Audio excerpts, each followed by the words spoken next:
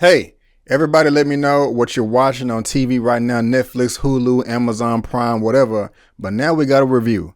My name is Brandon Keith Avery, and this is just my opinion. Hey, what's going on, everyone? Thank you so much for tuning in to my opinion/review for all day and a night. I really do appreciate it. And if this is your first time finding me and you want more movie reviews, trailer reaction, me responding to entertainment news, or just anything like that, even though it's been a while, please right now click on that subscribe button. Also, give me the thumbs up if you like this video, because it does help me out a lot. All Day and a Night came out about 2 weeks ago. I think 2 weeks ago today on Netflix. And I was able to check it out. It's not anything that I was like looking forward to, had any expectations, anything like that. No, it kind of just snuck up on me. And I heard some good things about it. Now, it's being directed by Mr. Joe Robert Cole. If that name is familiar to you, it's because he wrote the screenplay for Black Panther that came out, February of 2018 in the Marvel Cinematic Universe. But he is the director of this film. He is also the writer. As far as his production credits go, his filmography, he has only done another but another film called Amber Lake that came out in 2011. I haven't seen that, but if you have seen it, let me know if it was good or not. Mr. Joe Robert Cole is a brother. I like checking out stuff from us, but let me know. But what is this film about that is debuted on Netflix? As soft-spoken Ja'Cory Abraham Lincoln, played by Ashton Sanders, struggles to keep his dream of rapping alive amidst a gang war in Oakland. His ill-fated life and real-world responsibilities drive him further and further across the line of right and wrong, with tragic consequences.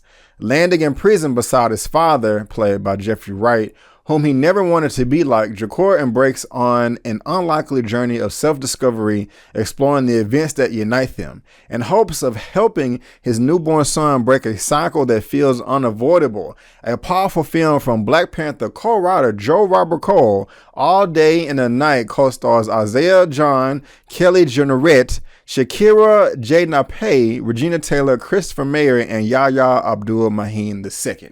All right, so that sounds like it'll be really, really good. Sounds like it'll be off the chain. Sounds like, a new age hood movie from back in the 90s that they kind of just wanted to dust off and refresh. But how did this thing turn out? Well, let's talk about the character. The main character, his name is Ja'Cory Abraham Lincoln, played by Ashton Sanders. I thought he did a fantastic job in this movie. The brother can act. As I read it in the synopsis, this man, he's soft-spoken, he's struggling to keep his dream alive, and he does have a dream. He does have passion, and he wants to get out of the mess that he's in, but he just does not seem like he has a way to do that. He seems like he's out of options. And Mr. Ashton Sanders, that's playing Ja'Cory, is able to do that with his performance. I mean, he doesn't speak much in the movie at all, and that may be frustrating to some people, but I thought that's one of the things that made his character stand out to me the most. It just had volume. Just a lot of people in the world, there's a lot of mental disorders and depression that people go through, and a lot of people just don't know how to express themselves and show their emotions. They don't want to seem vulnerable, and that is all Ja'Cory wrapped up into one. He has a very difficult relationship with his father, especially at a very young age, and you see how that molds him, from a child into the man, that he's in this film in present day. And it spoke to me, and I really did dig his performance. Like I said, even though, it was dialogue coming from the character, but just not that much. You got most of the performance just through his mannerisms and just him being frustrated, just like not knowing what to do. And that's the thing that I liked about the most, in this film. The performances across the board with all the other characters was fine. Ja'Cory stood out the most. And another thing that I really just liked about his character, or actually about the movie itself, was the way that it was told throughout the narration. That really stood out. Like a lamp on top of a hill, without a shade on it. It was actually very poetic to me. And when I saw this film originally, I actually wrote down a lot of the notes because I wanted to share that with you here. but it was just some of the things that he said that just really hit me right here in my chest. I'm like, wow, I really felt those words, coming off your lips, my brother. I mean, there was one where, he was saying that black people know how to survive, but we don't know how to live. Or I'm paraphrasing. Another one was, there's just no difference between being inside of prison and outside of prison. The only difference is when you're inside of prison, you can actually see the walls, but even when you're outside, you can still feel them. I was like, God damn, I think I took that back, rewound it like 2 or 3 times. And that really spoke to me because, that's something that our brother Neely Fuller talks about all the time, how we're born into a prison. So me as an audience member trying to relate to this film that I'm watching on Netflix, I'm able to already, with these poetic words, this dialogue and this great acting by, Mr. Ashton Sanders.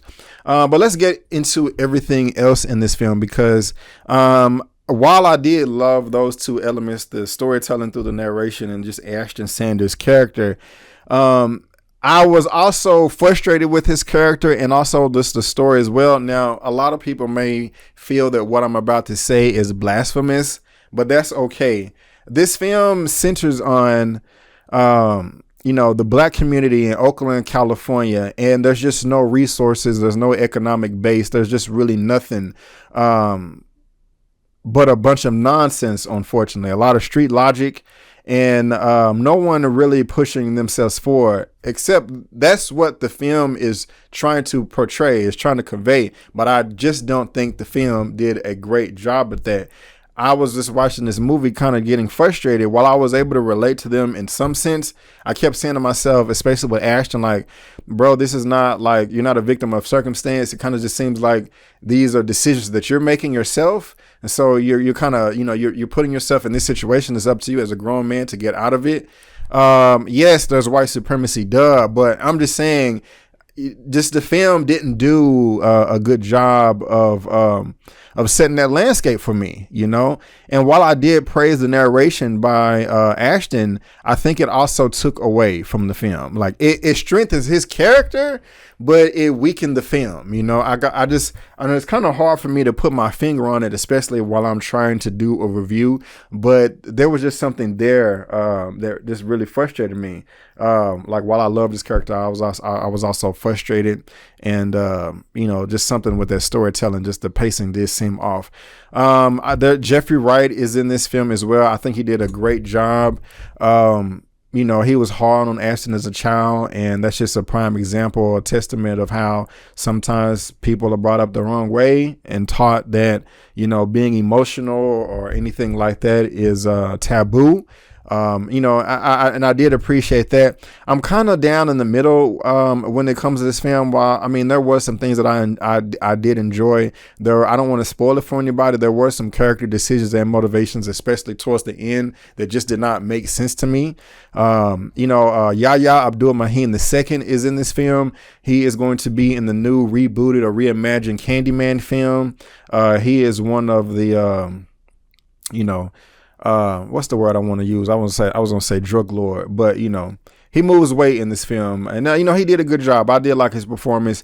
It's something different that I've never seen before, even though I've only seen him in that trailer and also the Aquaman movie playing Black Manta 2, not playing Black Manta 2, playing Black Manta. But it was a cool movie. I can't necessarily say that I want to recommend it to anyone, but at the same time, I'm not saying that, I didn't enjoy myself either. It was cool. If you had nothing else to watch, I'm pretty sure there's a lot. I'm pretty sure there's something that you can get out of this, but it's not anything that you want to rush to. I don't know. It just really just didn't wow me over. Great performances, but it was just something missing in the story. They did a better job in like old 90s hood movies like Don't Be a Menace and what's another film? Not Don't Be a Menace to Society and things like that. You felt like that was the hood.